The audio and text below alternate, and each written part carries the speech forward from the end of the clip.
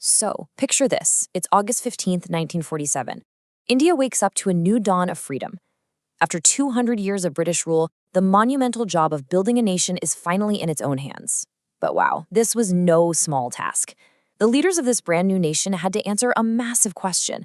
How do you build an entire economy from the ground up? Let's dive into how they tried to forge a completely new economic destiny. And that was the question, wasn't it? It wasn't just about political independence. It was about creating a system that would actually uplift millions of people. A system that, in the words of the founders, would promote the welfare of all, not just a lucky few. I mean, the legacy of colonial rule was an economy that was basically stuck in neutral and deeply, deeply unequal. A whole new path was absolutely essential. And this quote from the very first five-year plan, this really became their mission statement. It's incredibly ambitious, so full of hope, a richer and more varied life for every single citizen. This was the guiding principle that would shape India's economic policies for the next 40 years. But the big question was, how do you actually do it? Well, that big question led them straight into one of the greatest ideological debates of the 20th century. India's leaders, especially its first prime minister, Jawaharlal Nehru, had to make a fundamental choice about the very DNA of the economy they wanted to build. Okay, so what were the choices on the table? On one side, you had the market economy, capitalism. Basically, what gets made is decided by what people can buy. If you've got the money, the market will give you what you want. But Nehru worried that in a country as poor as India, that would mean the vast majority of people would just be left behind. On the other side, you had socialism, where the government decides what society needs and then directs factories and farms to produce it. You can see the appeal, right? Essentials could be guaranteed for everyone, not just for those who could afford them. So, instead of picking a side in this big Cold War divide, India's leaders decided to do something different. They looked for a middle path, a third way.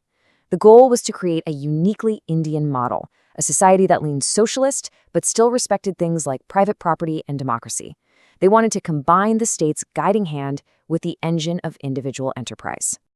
And this third way has a name, of course. It's what we call a mixed economy. And the idea behind it? Well, it was actually brilliantly practical.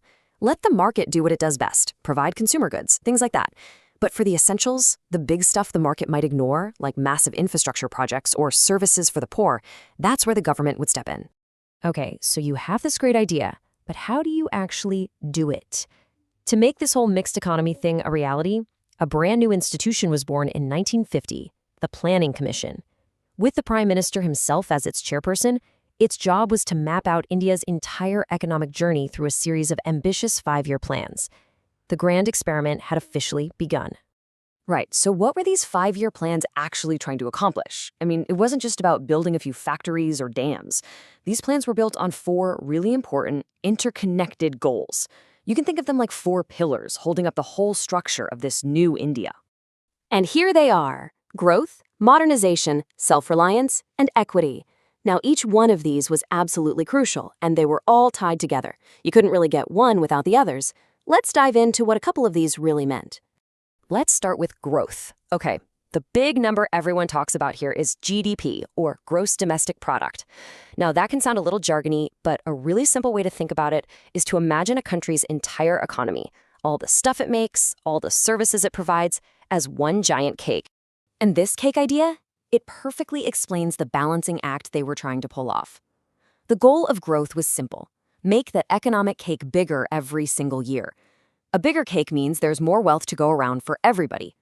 But, and this is a huge but, that's only half the story. The goal of equity was to make sure that cake was divided fairly, so that the benefits of all that growth reached everyone, not just the rich. After all, a bigger cake is pretty meaningless if most people only get crumbs. All right, so that's the theory. But how did all these grand plans actually work in the real world? Well, there was no bigger test for this new system than tackling India's biggest and, frankly, most troubled sector: agriculture. I mean, think about it. When India became independent, something like 75% of the entire population relied on farming to survive.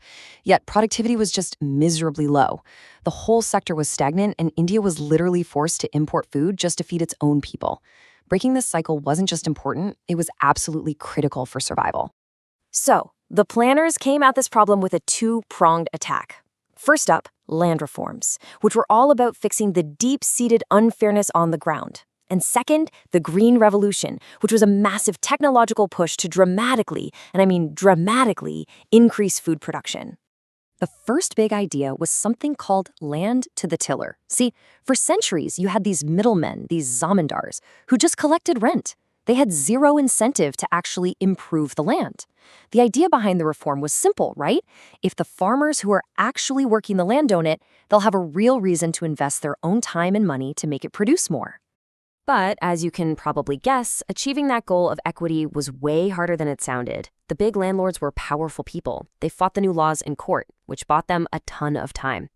And during that delay, they found all sorts of loopholes, like registering their extra land in the names of distant relatives to get around the new laws. So while you did see some real successes, especially in states like Kerala and West Bengal where the political will was strong, the overall picture was, well, pretty mixed. Across much of the country, huge inequalities in who owned the land just remained. Okay, so the land reform story is complicated, but the second intervention, wow, it was a total game changer.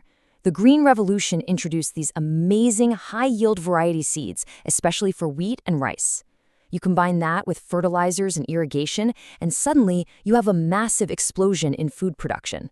This cartoon just says it all, doesn't it? An Indian farmer, confident on his new tractor, waving away American food aid.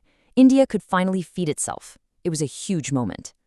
But, and this is a big but, this revolution wasn't without its risks.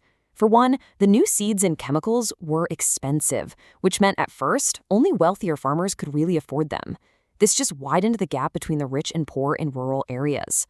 Plus, these new miracle crops, they were actually more vulnerable to pests. So for a small farmer, a single pest attack could wipe out their entire livelihood.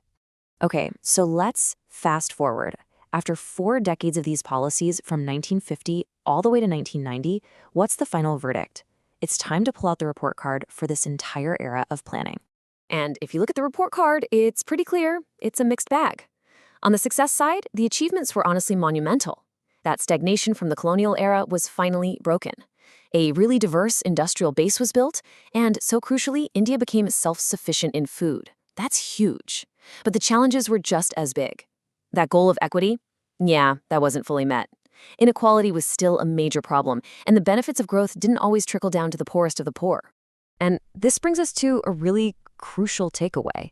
While the old problems of colonial stagnation were being solved, this new planned economy was actually creating its own set of challenges.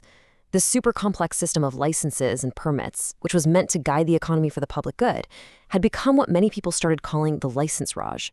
I mean, to start a business, to expand it, to import new technology, you needed government permission for pretty much everything. And this system, designed to ensure fair development, was now being seen as a major roadblock, something that was stifling innovation and slowing things down. The criticism was getting louder and louder. And that leads us to our final big question for today. There's no doubt India had successfully steered its own economic course, breaking free from its colonial past. A new foundation was definitely laid. But with all these new challenges popping up, the question remained, was this model, the one that had carried the nation for 40 years, really built to last?